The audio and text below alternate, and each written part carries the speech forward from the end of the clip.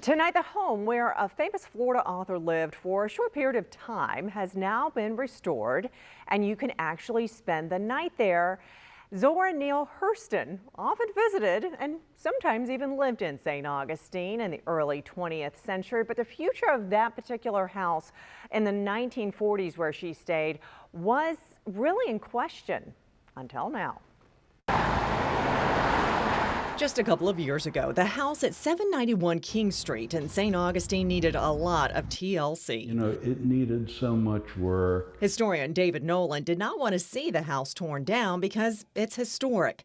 Zora Neale Hurston lived on the second floor for a short period of time. She was a rare black woman author in the 1930s and 1940s who wrote many books, including Their Eyes Were Watching God. And this house was where Hurston stayed and finished her autobiography, Dust Tracks on a Road. 2 years ago, the house was for sale, and prospective buyers considered demolishing it. And other people just saw it as, you know, a piece of land where you could do something else. But Lavardis Anderson, the realtor, had a vision for what it could be. So he and his wife bought it and put a lot of money and time into it. So we walked in here and immediately you start almost falling through the floor.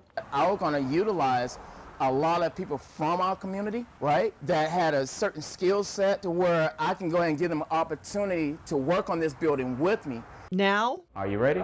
it's fully restored. The house is a museum on the first floor. We dedicated to Zora Neale Hurston's time here in St. Augustine. The Andersons are still collecting items for display, and the Andersons turned the upstairs into 4 suites This is the Zora Suite. that are short-term rentals. So I can imagine her sitting down with a typewriter in that small room, looking outside the window, writing.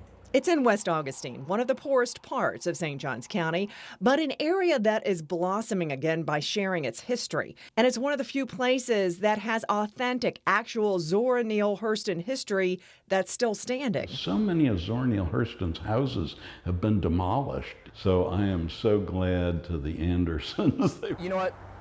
That was the reason behind, the design, saving the property, and converting it into a cultural resource center. And the Andersons have indeed created that into a cultural resource center, as well as they've created a nonprofit organization to help community members really develop job skills and learn financial literacy. It'll be interesting to see what happens.